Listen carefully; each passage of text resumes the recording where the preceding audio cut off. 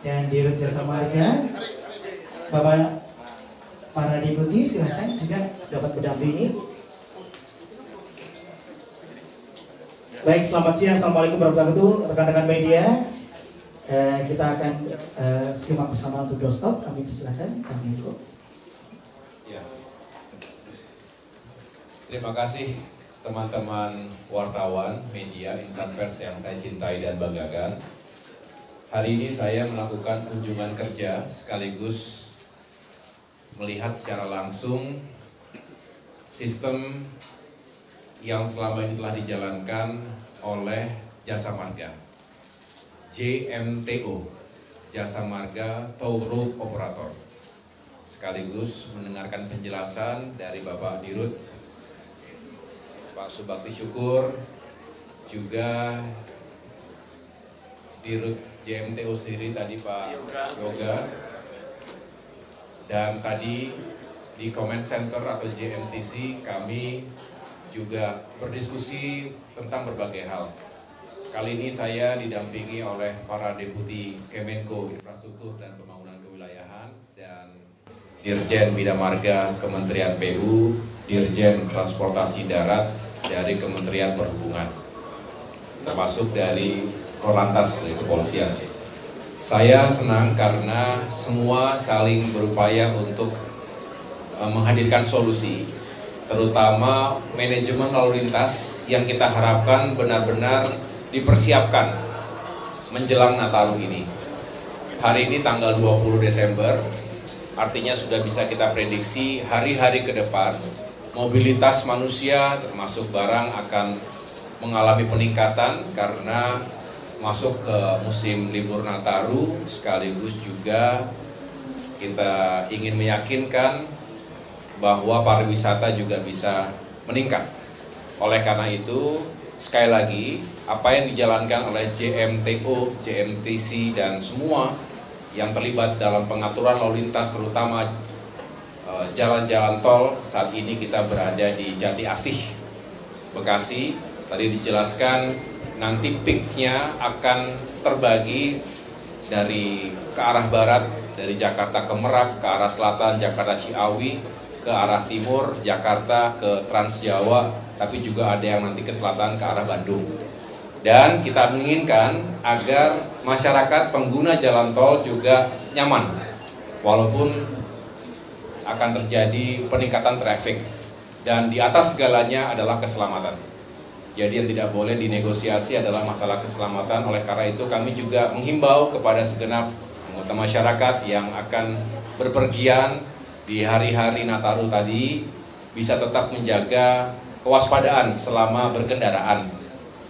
Apalagi kalau nanti cuaca mungkin juga menantang. Oleh karena itu tetaplah jaga kewaspadaan untuk keselamatan diri, keluarga, dan para pengguna jalan lainnya. Kami punya tugas untuk mengatur lalu lintas, menggunakan teknologi, menggunakan CCTV yang ada di ribuan titik terintegrasi satu sama lain, termasuk juga dengan AI kita bisa mengetahui lokasi-lokasi yang sudah over capacity. Kalau sudah melebihi kapasitasnya, kemudian terjadi kepadatan yang luar biasa, bahkan sebelum terjadi itu, ketika ada indikasi bahwa durasi perjalanan menjadi lebih lambat dibandingkan rata-rata historical data yang kita miliki 2-3 minggu terakhir, maka harus segera dilakukan langkah-langkah taktis, termasuk jika diperlukan counterflow, kontraflow, yang ini juga akan dijalankan dan diintegrasikan dengan kepolisian.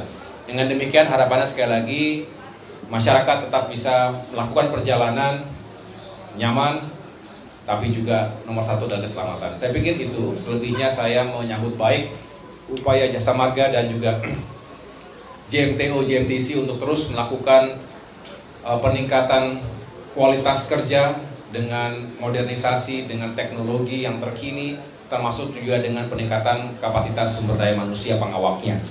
Selamat bertugas dan terima kasih atas apa yang telah dilakukan selama ini. Demikian yang dapat saya jelaskan. Terima kasih.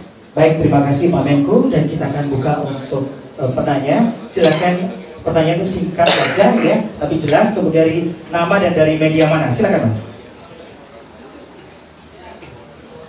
mohon izin Pak Menko, pertanyaannya usai tadi, saya Randy dari Media Tribun, ingin bertanya, usai tadi melakukan pengecekan, apakah ada sejumlah catatan yang harus dilakukan untuk persiapan Nataru saat ini? Mungkin itu. Terima kasih.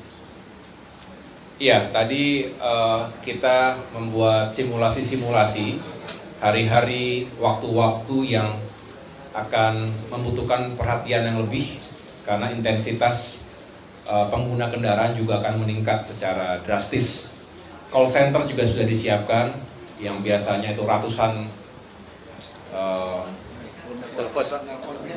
telepon ya yang mengadukan misalnya ataupun ada laporan-laporan. Tapi diprediksi biasanya di masa Nataru itu bisa berkali-kali lipat, jadi 3.600-an sekian. Call center harus bekerja lebih cekatan. Karena dalam situasi emergency, apalagi jika mudah-mudahan tidak terjadi, tapi jika ada insiden, maka harus segera ditangani dengan cepat. Respon tercepatlah yang akan menyelamatkan manusia. Jadi ini yang harus kita yakinkan, dan tentunya semua harus bekerja dengan sebaik mungkin. Oleh karena itu, tadi kita yakinkan manajemennya, komunikasinya. Tadi saya coba juga komunikasi dengan petugas yang ada di Ciawi ya, di Jagorawi 201. Tadi saya komunikasi, katanya masih bagus, lalu lintasnya masih lancar, tapi itu harus diupdate setiap saat. Dan kalau ada yang harus segera diputuskan atau diambil langkah tertentu, ya harus diinformasikan secara cepat kepada pengelola di tingkat pusat ini. Baik, silakan. Ya. Silakan, Pak. Oke. Oh iya, tadi juga disampaikan ada diskon, ya, ada diskon 10%. Ada tiga hari yang diberikan diskon 10%, tanggal 19 Desember, tanggal 28 Desember, dan tanggal 3 Januari. Jakarta Semarang. Jakarta Semarang. Ya, Jakarta Semarang. Kalau izin Pak, saya Carla dari Kompas TV. Kalau untuk selain diskon, apakah ada fitur-fitur tertentu yang digratiskan selama Nataru ini? Kemudian juga apakah ada sistem-sistem lainnya untuk menjaga yang fungsional. Tambahan tapi gratis. Terus kemudian untuk sisanya untuk jalan tol ini di tanggal berapa ya? Ya, nanti bisa dijelaskan untuk peak season ya. Tetapi selain tadi upaya yang dihadirkan untuk mengurangi biaya tol dengan ada diskon di beberapa hari tadi, beberapa hari yang lalu saya datang ke jalan tol yang disebut sebagai jalan tol fungsional. Itu lokasinya di Klaten, Prambanan, ya, di Prambanan masuk ke Kabupaten Klaten, Jawa Tengah. Itu 8,6 km panjangnya kurang lebih. Memang belum 100% operasional, tetapi sengaja kita siapkan dan bisa dibuka selama Nataru nanti untuk mengurai kemacetan-kemacetan yang mungkin terjadi, yang diprediksi antara Jogja dan Solo.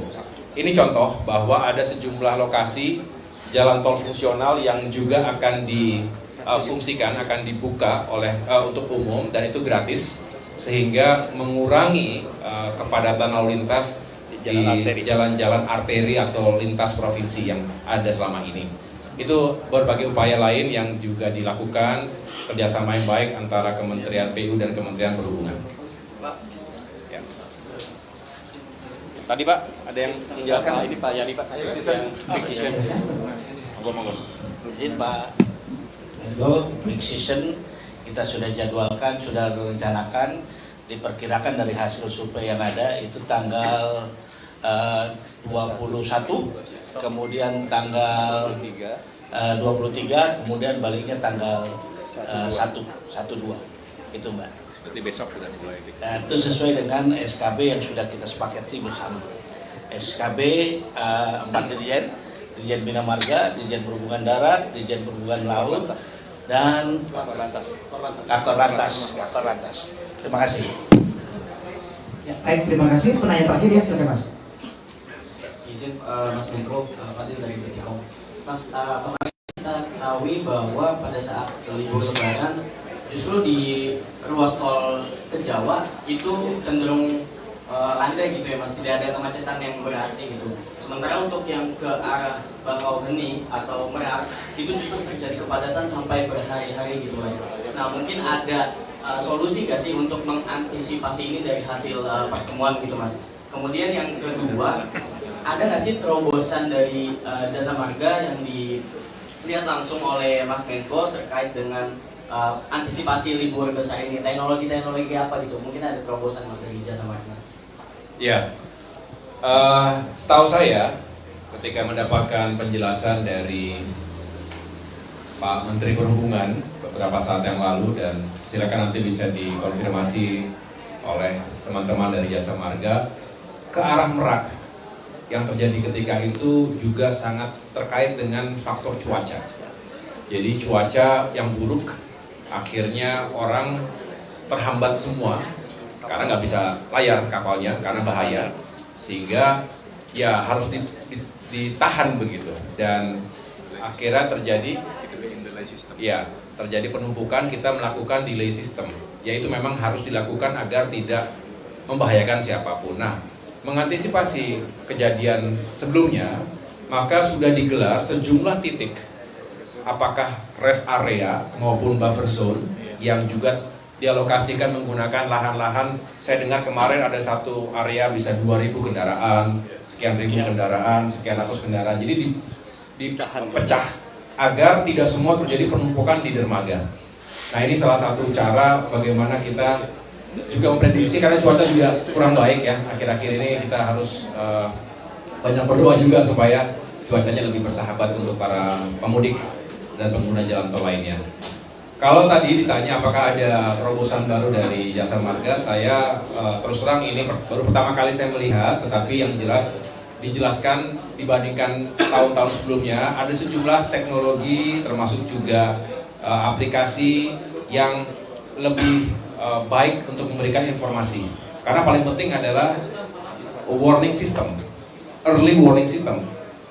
Kalau itu dilakukan dengan menggunakan teknologi yang lebih akurat, punya presisi ya, dan itu bisa segera ditembuskan ke tingkat pusat, dan juga kemudian yang berkeputusan dan langkah-langkah taktis di lapangan, saya rasa itu yang paling baik ya. Jadi itu, dan tentunya ada super apps, udah download belum ya? Super apps bernama Travoy, Travel with Comfort and Joy. Itu ada sekian jenis layanan yang bagus sekali agar pengguna jalan tol itu juga lebih mudah mendapatkan informasi, dan termasuk juga transaksinya lebih baik. Saya pikir gitu ya, teman-teman ya. Yang baik, terima kasih Pak Menko. Oplas dong buat kita semua dari sini. Buat Anda waktu duduk, stop, selesai dong. Iya. Baik, dan tentunya Pak Menko akan segera melanjutkan untuk kegiatan yang lain.